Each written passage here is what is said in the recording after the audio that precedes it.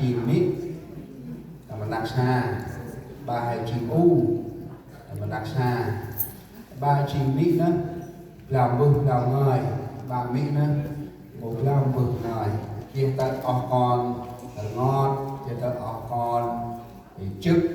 giờ mình học ngời mít màu thi thì cứ mình là mít tim là màu đi thì hè mình là màu với ấu chỉ ngày mà nào ngài phần đi cần mà ngài phù là phần tòng tam hành nhục hành dung thì làm bài là phần trực hiền ngài bị ngài phải nói chỉ ngài là lẽ phần thì mình là thật là tây đi thì hay sắp thì một tí là các cái món sao mà là ngồi học đồ đấy thì uống khi mà bằng cho xa làm chân ngay ra thì nằm kích mình trình bày một vài ra ôi ai đông hẹn mà môn hè phòng trường ở đây thì là program và phải chỉnh môn làm chứ hệ quanh đây nào đang người kể bằng can rồi vinh thì nào đang người ấy đang ai hè học càng chứ nào đang người quanh đây đúng mà hè tầm được số episode cổ prao tròn ngoài tất khoan thì nào ai đấy hè lòng cá tai đôi sức nào đang nhiều người thì là hãy kích tập áp nào hè luôn tức là mỗi người chúng ta ôn là hâm là cái câu kinh thánh này thì chắc có lẽ chúng ta đều thuộc lòng cái câu này chúng ta sẽ đến với Chúa giờ phút này và hâm lại câu kinh thánh để chúng ta gần với Chúa và gần với người cha người mẹ mình nhiều hơn. Thứ hai quan trẻ tôi sẽ để về sâu một trao ngoài các quan và công nào đang ngon là hè thì nào người ấy là người đi thì mỗi điều hiện tại là quay trong cứ cần ra cả âm phùng chìm con tàu ho mà biết bước khẩn máy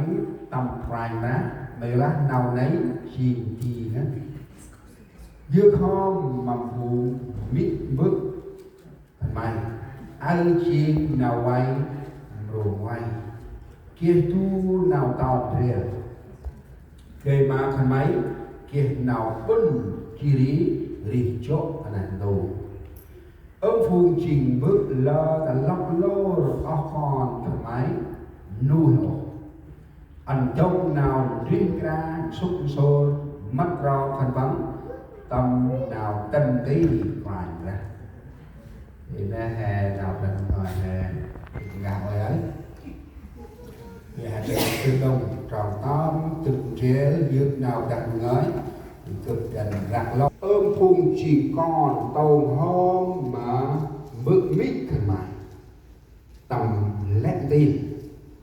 gió nào nấy bừ má mà đặt đủ cô lôi cô ba trò về chích thả răng xuống tầm 3 tiếng nào ngói về phải con tàu hôm mà bước thần mại tầm lét tin gió nào nấy bừ má mà đặt ra thầy đặt nào dân đúng hãy để làm con mọi sự hãy vâng phục cha mẹ mình vì điều đó đẹp lòng Chúa. nào cũng lạnh được Children, obey your parents in everything for good. Please do Colossians 2:20. kita menghadap bersama. Lawan ma prang du bước, crai na history con trai wa. Paul phu ngot tang nap jail tầm mông án. Tu ai rak jail cô khai tròn jail tầm nào mình ngơi. Nào mình ngơi sinh ti hen hành ti tròn. Bài nào phải là ít chân chân đúng cũng chơi con ba nào mình ơi ti nào mình ơi trừ hi nào mình ơi mà huyền chặt máy anh chơi ono phun cho mình dắt sọc tươn ôn prap kít tơ bang tầm tu tôn nuôi nông mặt nào mình thôn môn hiện nhật trong ấp cân nào kỳ ấp ngân đông nào xa ấp đông nào kia tất lẽ nào khai này một tập hòn ô tập người nằm bồn vùng gò dan khoanh đang đùi bự dơ ra qua bằng hình sức đi ba phút tôi mắt nó mình hiện kèm hiện thì cái thực bằng nhột ra dan kia nào xoa nhờ xe cô trò tí khoanh ra sẽ lại nằm bỏ còn khai Jesus Christ. Amen. quá chân thầy cúc cho mỗi người chúng ta thì chân trong đôi cuốn truyền hay đâu áo chúng tròn con anh mẹ ơi phụ chỉ con hỡi kẻ làm con làm nào giờ đi nào hay là lẽ phun hay chỉ con bà hè bà là chỉ u cái là hay chỉ con mà biết tầm nặng xà này bà hay chỉ u bà hay chỉ mít bà học em mít lẽ ngồi chờ bà mà hôm bà hay kia lúc mít thì năng hai tầm nào ở đâu in thì post rồi con văn cả kit bao con văn rồi mình mà hay là cầm pa chia sẻ giờ thì là thì cả kit nào mít mất như này mít của nó hay là này mít mát rồi là gì mít mát tình sâu về đó tình riêng và tình khác tình riêng là một cái mít hiểm mát hay một cái ô thì là một cái bè rò ăn ô thì chỉ mít mát hay tình sâu mom mù tình sâu là hè ôi con là gà ơi con mít thì mát hay tình sâu mát hay sao thì nào đi xin mít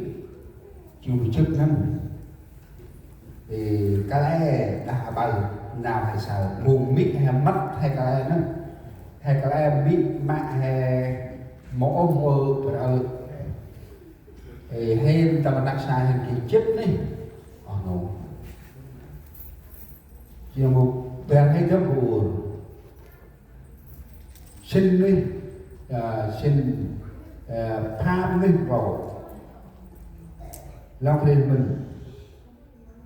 mong được ra bằng mình là hãy ôi na gớm in nào thu ra về mặt cái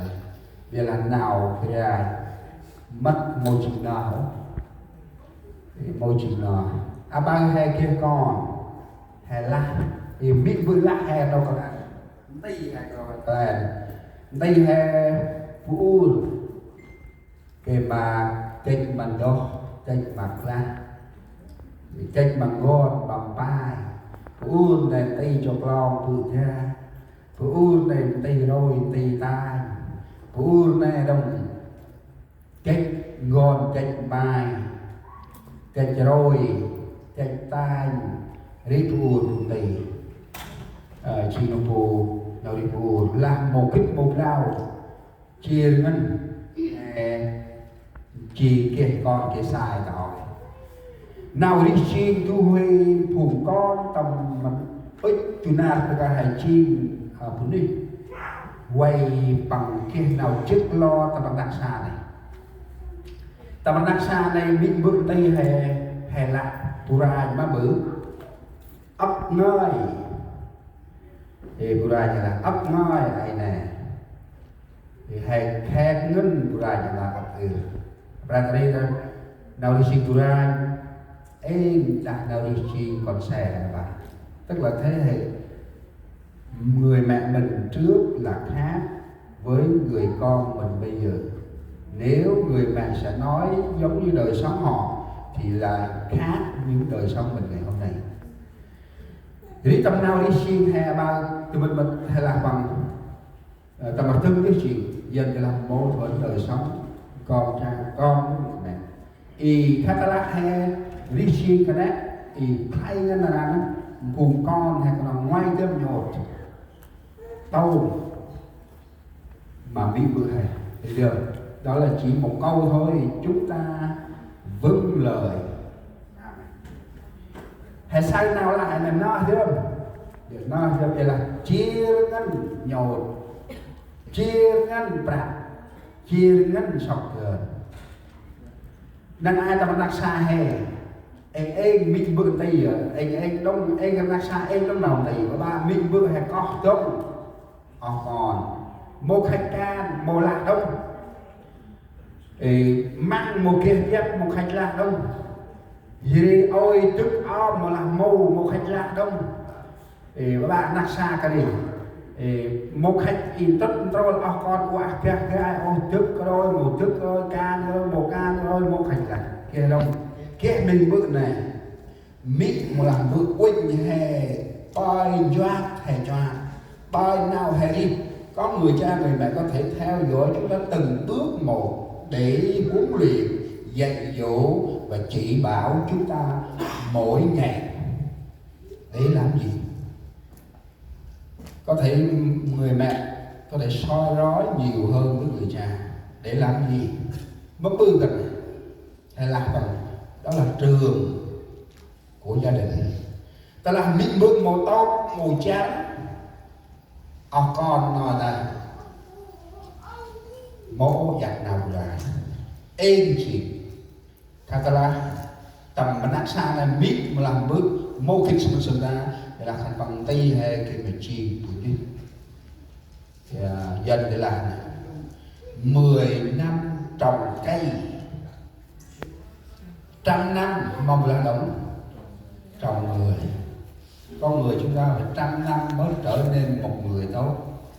10 cây có thể mình trồng cây có thể thu hoạch, con người chúng ta phải là cả đời 100 năm, tức là cả đời chúng ta vậy cũng chưa hiểu người mẹ mình nói như thế nào. Nhưng mong anh là chia của mình này một chuyện ra trên năm hay cũng tầm nặng xa đấy thì hai mình là gặp hơi 9 năm cũng tầm nặng xa này gặp hơi, tức là chúng ta có thể rơi gia đình chúng ta sống với người chồng hoặc là người thân của mình khi mình lập gia đình, mình rơi đi trong 20 tuổi chưa chắc có thể đầy đủ cái kiến thức để chúng ta lập một gia đình. Cứ mình là tầm ra 9 năm hay kia là xa thì cứ mình là hay là tông chiếc và đi bước quay hay họ đồng riêng hay mình riêng là đã được nào vừa ngoái tầm hè nó sao mà hè cùng con tâu họ mà biết bước thần máy